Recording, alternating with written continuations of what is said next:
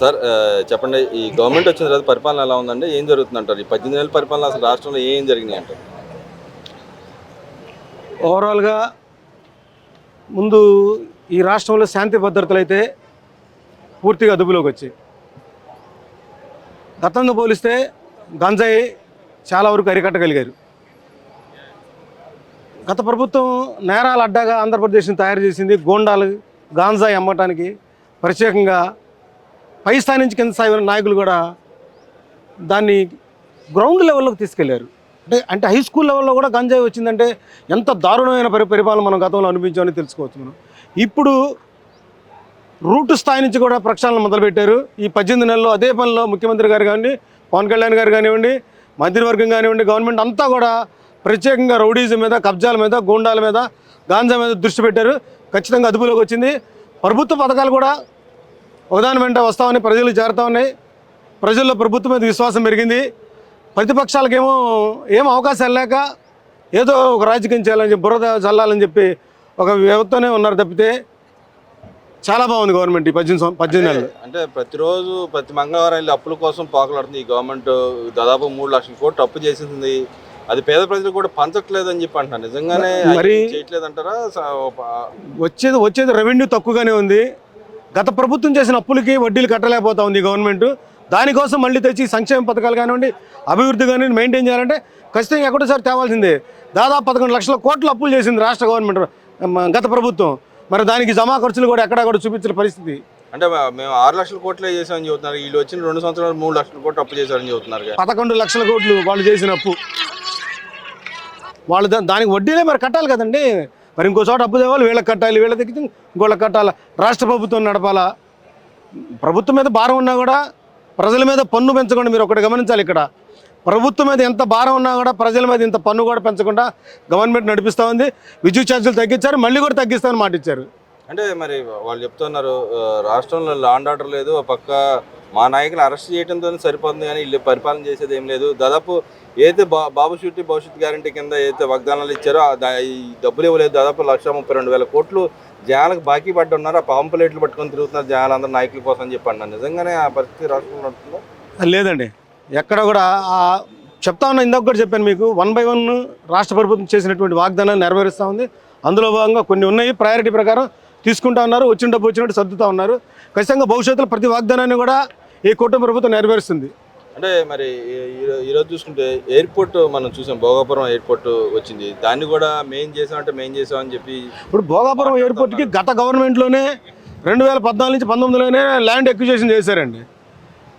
ఆ క్రమంలో ఈయన కొంత అభివృద్ధి చేశారు. ఈ గవర్నమెంట్ ఈ 18 నెలల కాలంలో పూర్తి చేశారు. కానీ మేమే తెచ్చాం, మాకే క్రెడిట్ ఇవ్వాలా, చంద్రబాబు నాయుడు ఎలా క్రెడిట్ తీసుకుంటే అసలు దానికి సంబంధం లేదని చెప్పి ల్యాండ్ ఎక్విజిషన్ చంద్రబాబు నాయుడే మొదలు పెట్టారండి. ల్యాండ్ ఎక్విజిషన్ ఇదంతా వీళ్ళు ఏదో ప్రచారం కోసం ఇది చెప్పుకోవడం తప్పితే నమ్మే పరిస్థితి లేదు ప్రజలు, వీళ్ళు ఏం చెప్పినా కూడా. అంటే మరి వాళ్ళు ఎందుకని పదే అబద్ధాలు ఎందుకు చెబుతున్నారు అంటారు? అంటే ఒక విషయాన్ని 100 సార్లు ఒక అబద్ధం చేస్తే అది నిజం అవుతుందని ఒక ప్రయత్నం, అంతే తప్పితే అందులో వాస్తవం ఏం లేదు. అంటే నిజమైపోద్ది అంటారా? ఎట్లా అవుతుందండి? గతంలో ఆయన చూశారు 5 సంవత్సరాలు నాకు ఒక్కసారి అవకాశం ఇవ్వండి ఇచ్చారు, ఏం చేయలేదు కదా. ఆ ప్యాలెస్లో కూర్చొని తప్పితే ఆయన ఏం చేయగలిగాడు? అంటే ఆయన అంటున్నాడుగా, నేను చేసింది చెప్పుకోలేకపోయాను, నా టైంలో స్వర్ణయుగం నడిచింది ఆంధ్రప్రదేశ్లో అని చెప్తున్నాడుగా. ఎంత అబద్ధమేనండి, అరాచకం నడిచింది.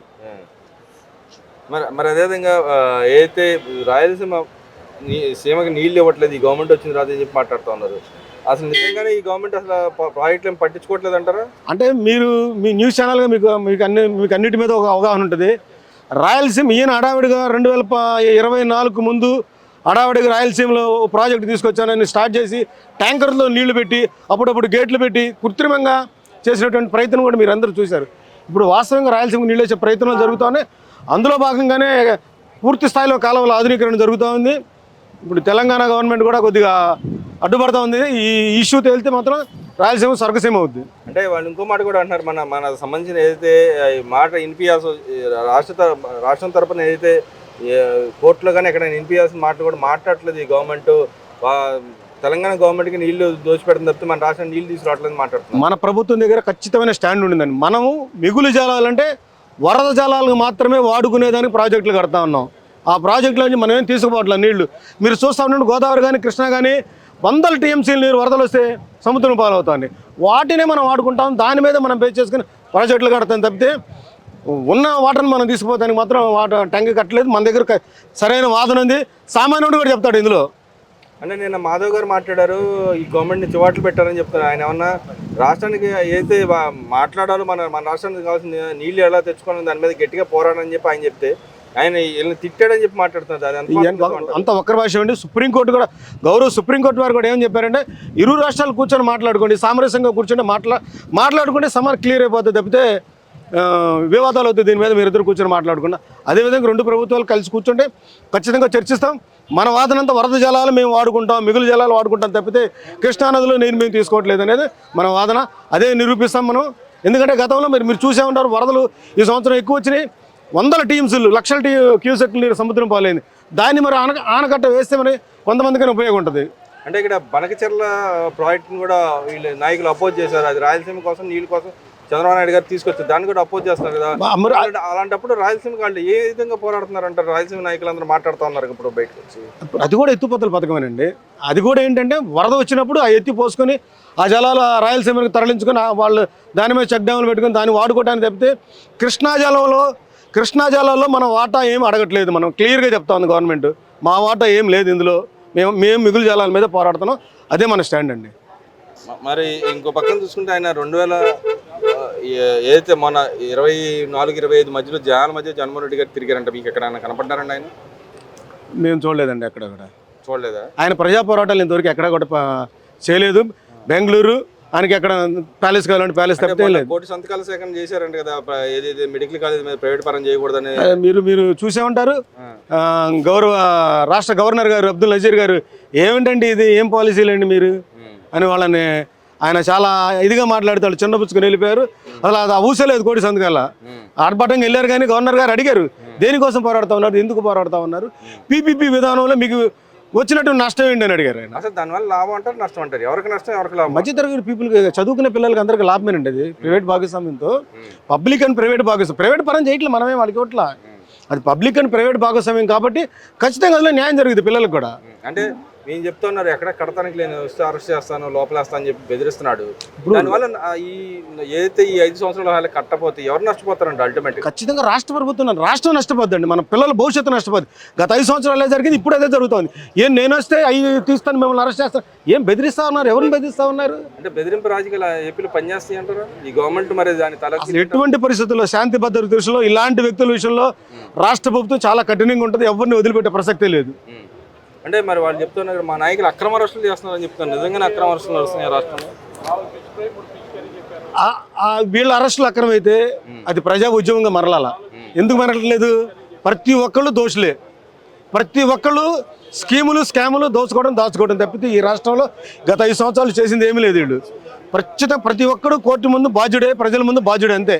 అంటే ఇక్కడ పవన్ కళ్యాణ్ గారు కూడా అంతకుముందు గతంలో వచ్చి మాట్లాడుతున్నాడు, ఇప్పుడు ఎందుకు మాట్లాడట్లేదు? ఓట్ల కోసం సీట్ల కోసం పోరాడుతున్నాడు అయితే జనాల పక్కన పోరాడట్లేదని చెప్పి మాట్లాడుతుంది. నిజంగానే ఆయన జనాల పక్కన పోరాడట్లేదు అంటారా? ఒక్కసారి ఈ రాష్ట్రంలో ఉన్నటువంటి ఉభయ గోదావరి, శ్రీకాకుళం, విజయనగరం ప్రాంతాలు మీరు గిరిజన ఏరియాలు వెళ్ళమనండి, ఎంత అద్భుతమైన దాదాపుగా 6,400 కిలోమీటర్ల పైచిలకు రోడ్లు నిర్మించారు ఆయన. దాదాపు 4,000 కోట్ల రూపాయల పైకి చెలుకు ఇవాళ కూడా ఖర్చు పెట్టారు, ఇంకా ఖర్చు పెడతా ఉన్నారు. ఒకసారి అటు వెళ్తే తెలుస్తుంది అభివృద్ధి ఏంటి అనేది, ఎక్కడ కూర్చుంటే ఏం తెలుస్తుంది వాళ్ళకి. మరి వాళ్ళు అంటూ ఉన్నారు, ఇంకో మాట కూడా అంటూ ఉన్నారు, ఆయన శాఖకు సంబంధించిన పని చేయట్లేదు, చంద్రబాబు నాయుడు దగ్గర నిధులు కూడా తెచ్చుకోలేని పరిస్థితులు ఉంటే చంద్రబాబు నాయుడు గారి దగ్గర పంచాయతీరాజ్ నిధులని ఆయన వేరే దానికి మళ్ళీ ఇచ్చేసాడని చెప్పి అంటాను. నిజంగానే మళ్ళీ ఇచ్చారా లేకపోతే పంచాయతీరాజ్ శాఖ? పవన్ కళ్యాణ్ గారు అడిగిందే తడుగా రాష్ట్ర కేంద్ర ప్రభుత్వాలు రెండు కూడా ఆయనకి సంబంధించి ఆయన ఏరి కోరి ఎంచుకున్న శాఖ నిధులు బ్రహ్మాండంగా వస్తూ ఉన్నాయి. ఆయన తనదైన శైలిలో అభివృద్ధి చేస్తూ ఉన్నాడు. అదేవిధంగా 2029లో నేను వస్తాను జగన్మోహన్ రెడ్డి అంటున్నాను, నిజంగా రాగలంటారు? అది పకటకలేనండి. ఎందుకని అంటారు? అది నమ్మే పరిస్థితి లేదు. రాష్ట్ర ప్రభుత్వంలో వైసీపీ ఈ నాయకుల్ని ఈ రాష్ట్ర ప్రజలు మళ్ళీ ఇప్పుడు కూడా నమ్మరు. వాళ్ళ ఓటు శాతం అంతే తప్పితే మళ్ళీ అధికారంలో వచ్చే ప్రసక్తే లేదు. వాళ్ళు అంటే వాళ్ళకి దాదాపు 35% పైన ఉందంట కదా, మాకు మెజార్టీ ఉంది, మాకు అపోజిషన్ కూడా ఇంకా తగ్గిపోవడం తప్పితే పెరిగేదే లేదు. పవన్ కళ్యాణ్ గారు ఒకటే మాట చెప్పారు, మళ్ళీ 2029లో వైసీపీ గవర్నమెంట్ నేను రానేమను అన్నాడు. గతంలో అదే చెప్పాడు, 24లో కూడా వైసీపీని రానివ్వనన్నారు, అట్లాగే చేశాడు. 2029లో కూడా అదే స్టాండ్ మీద ఉంటాం. పవన్ కళ్యాణ్ గారి కోసం పనిచేస్తాం, రాష్ట్ర అభివృద్ధి కోసం పనిచేస్తాం. అంటే ఇక్కడ కార్యకర్తలు పార్టీ జెండా వదిలేసి పక్క జెండా మోస్తున్నారని చెప్పి రోజే అంటుంది. అన్ని పిచ్చి మాటలండి. ఆ, ఈ రాజకీయంలో ఆ, అన్ని పార్టీలు కలిసి, ఇప్పుడు కేంద్రంలో కూడా అన్ని పార్టీలు కలిసే కేంద్ర ప్రభుత్వాన్ని ఏర్పాటు చేసుకుంటాయి. ఈ రాష్ట్రంలో కూడా వాళ్ళకి అనుకూలమైన వాతావరణాన్ని మలుచుకుని పార్టీలు ఏర్పాటు చేసుకుంటారు. ముష్టి 21 సీట్ల కోసం ఆయన పోరాడుతున్నాడా అని చెప్పి మాట్లాడుతుంది కదా. వాళ్ళు ఎప్పుడు అలాగే అంటారండి. పవన్ కళ్యాణ్ గారే అసెంబ్లీకి కూడా రానివ్వనుంది, ఇవాళ ఆమె రాకుండా పోయింది. గేటు తాగనివ్వనన్నారు, వాళ్ళు లోపలికి రావట్లేదు. ఇది చాలా ఓవరాల్ గా 2029లో ఈ కూటమి ప్రభుత్వం మళ్ళీ అధికారంలోకి వస్తుంటే 100% వచ్చిందండి. ఖచ్చితంగా మళ్ళీ కూటమి ప్రభుత్వం వచ్చింది, తీసుకొస్తాం మేమందరం కూడా.